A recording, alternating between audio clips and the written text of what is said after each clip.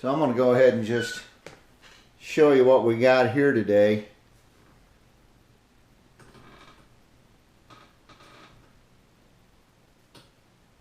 Vista Series Squier Jagmaster.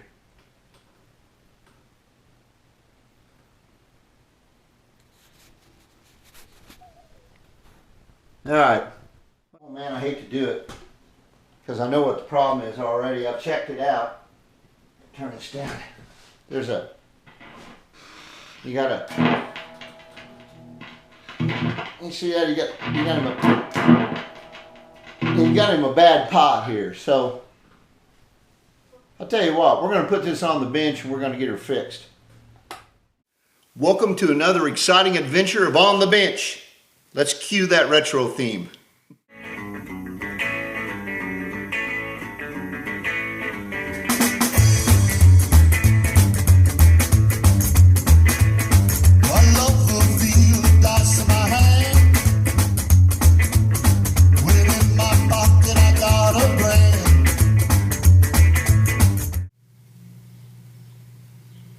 In our hands today is a Squier Jagmaster Vista Series.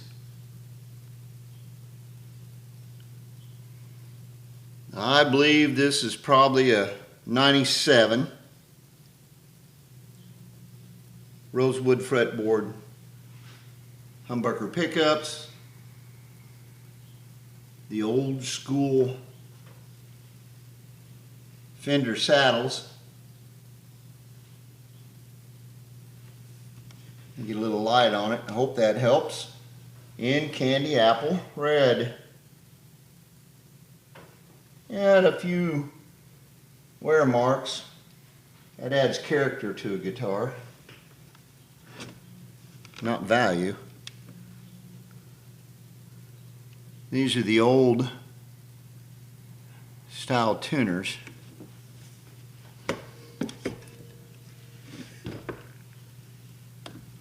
I really need to get some better lighting. Look at this neck.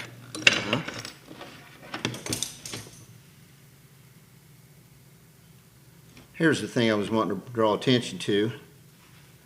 Crafted in China. There's serial number down here. It starts with an A. I mean, if you guys can tell me exactly what year this was made in. I think 97. Let's get this light off here.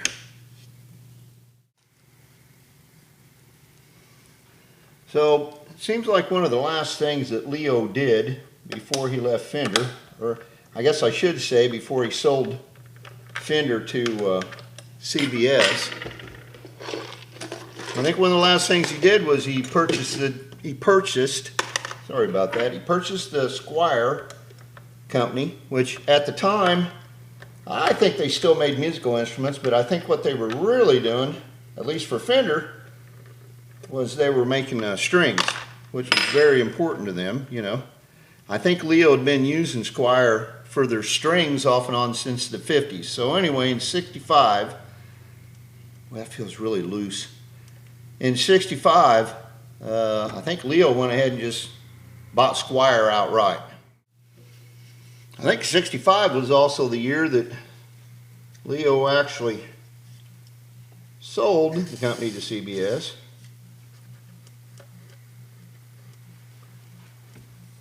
So that was one of his last actions. And then later on, CBS got some new management in there, I guess like in 81 or so. And that was before they actually sold it. I think they sold Fender in 85. But I think that's about the time when the Squier line got launched. Fender was competing with cheap guitars from, well, mostly Japan, so if you can't beat them, join them. They went over to Japan and made an arrangement with the people that were making copies of their guitars and said, why don't you just go ahead and make Fender guitars over here and we'll have Fender Japan. So that started in I don't know. I want to say 82. Let's plug this thing in and see if it works now. So yeah, it was about that time that Squier launched, and they made them in Japan for a while, and then they made them in North Korea, and then they made them in China. And I've had probably one of every one of those. I've had some of the, look at that. I may put another little spray in it.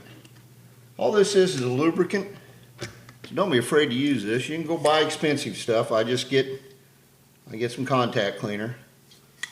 I don't know. I know there's stuff that's probably better. And you see, just kind of spray it down, not a whole lot, and then you just work it back and forth a little bit. And that's really about all it needs. I'm going to restring this guitar also, and you probably noticed, boy, how did the neck's dry, so I'm going to oil the neck. We might stick around and do that together or not. This is how you clean those pots, folks. It's that simple. Let's see what it sounds like here now. Yeah, she's a little grouchy, not bad. You know, if you have to, you can actually take that pit guard off and you get in there and really spray it good, but a lot of times just doing that will help.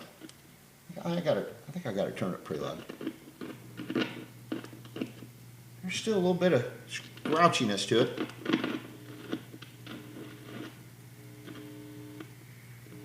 Look at that. We might have to put it on another amp and see what we got. So here's a little trick too that sometimes I got to do. To get in there, you got to go ahead and take off, you know, the washer, and like Dad called it a tap. To get in there and really get to it. I think it's pretty clean now. Alright, let's go stick it on the old Fender Tremulux. Okay, so I'm sure this thing's I'm sure that it's barely in tune, but we'll see if our actions had any impact on it.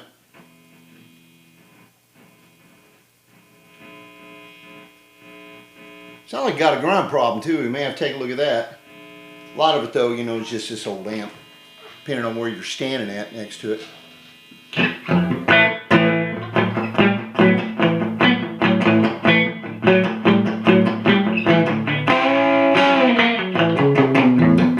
guess I got it kind of turned up loud there.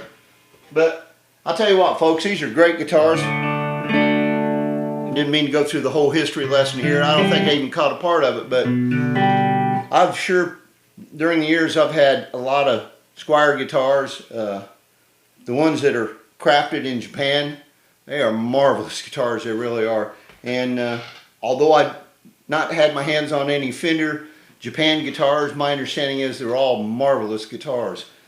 I've had the South Korean guitars. I